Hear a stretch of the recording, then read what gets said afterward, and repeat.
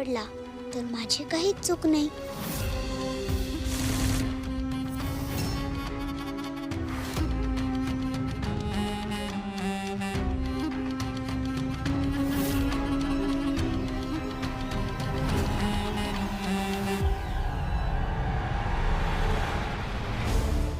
ही सगळ्यांना तिच्या जाळ्यात अडकवून त्यांना हे करायला लावते आहे. मुलांचे जीव धोक्यात घालते.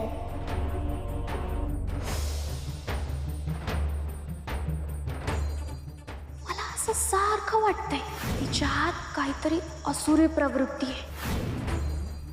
अगं, असुराला शासन मिळालं पाहिजे ना. मग तिच्या आत जर असुर असेल त्याला शासन मिळालंच पाहिजे ना.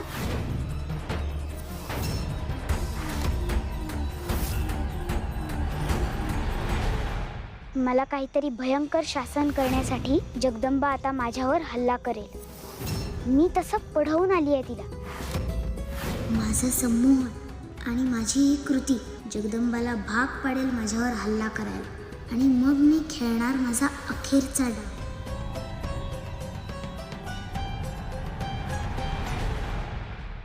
असुरांना शासन मिळालंच पाहिजे. हीच वेळ. तिचे डोळे बंद आहेत. तिने काही करायच्या आत मला काहीतरी केलं पाहिजे.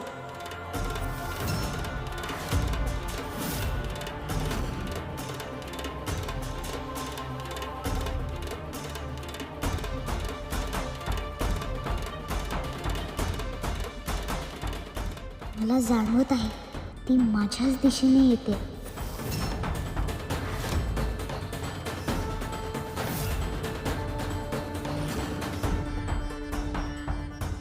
माझ्यावर वार करून ती स्वतःला कायमची संपवणार आहे हे तिला कळत नाही.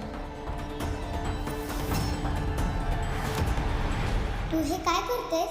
मनोरमा दुष्ट आहे म्हणून तिच्यासारखी वागू नको. कुणी डोळ्याला पट्टी बांधलेली असताना त्याला हानी पोचवणं हे नीतिमत्तेच्या विरोधात आहे.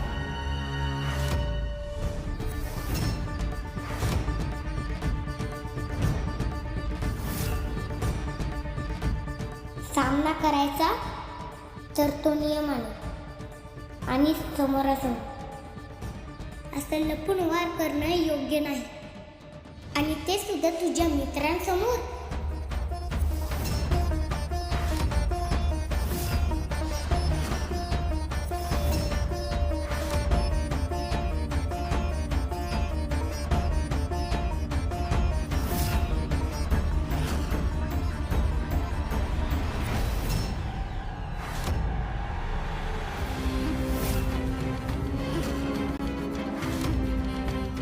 परत का चालली आहे? माझा वार असा वाया जाऊ शकत नाही.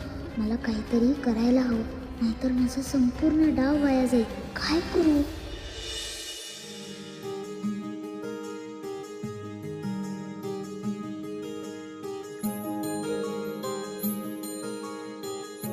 माझ्या सासरी सासरी असे माया आकाशाची, जाऊ माझी जशी सखी आणि सासू माय जशी.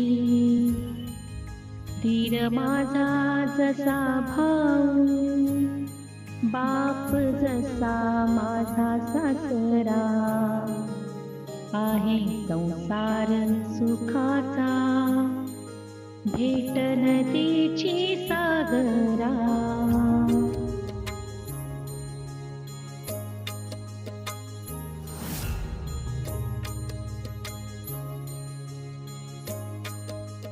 जाऊबाई, या ना, बसा.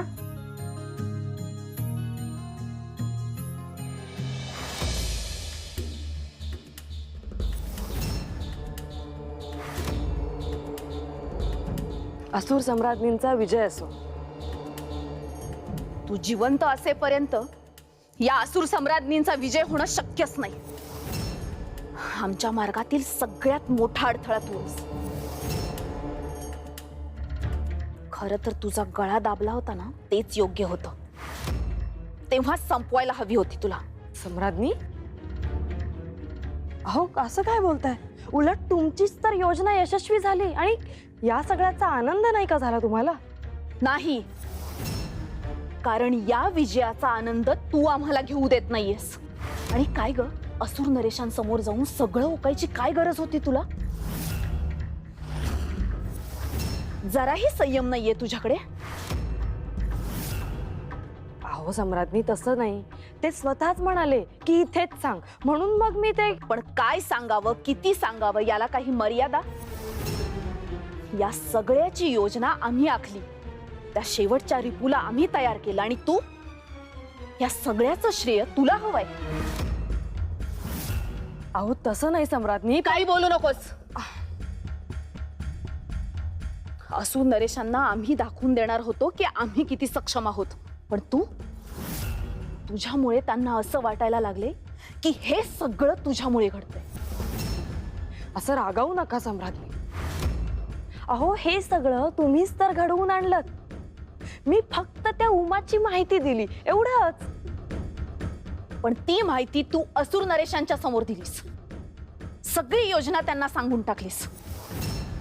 हे सगळं रहस्य आम्ही शेवटी उलगडणार होतो, पण तुझ्या वेडेपणामुळे, केवळ तुझ्या वेडेपणामुळे सगळं त्यांना समजलं. तू एक दासी आहेस हे विसरू नकोस. त्यामुळे पट्टराणी होण्याचा प्रयत्न तू करू नकोस.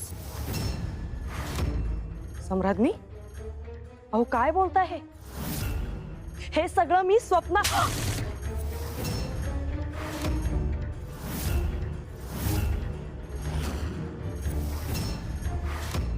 हीच तुझी लायकी आहे.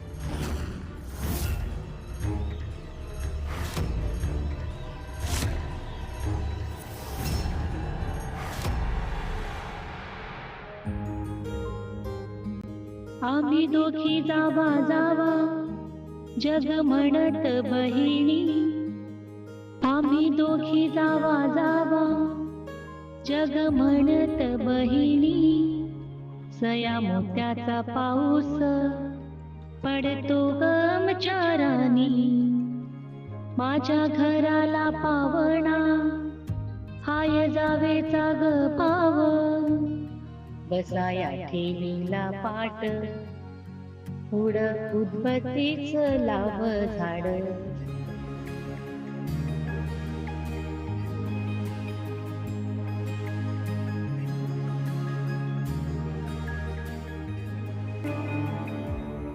ही ओवी तुम्हीच मला शिकवली होती, आठवते का?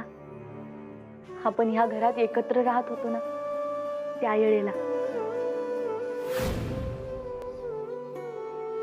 आम्ही दोघी जावा जावा जग म्हणत बहिणी, आम्ही दोघी जावा जावा जग म्हणत बहिणी.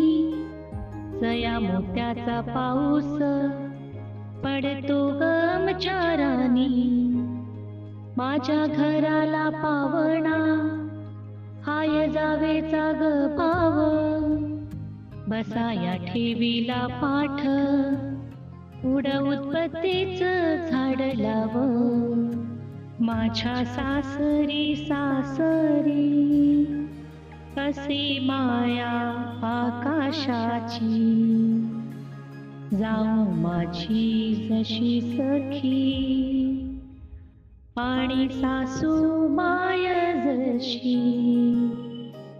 धीर माझा जसा भाऊ, बाप जसा माझा सासरा.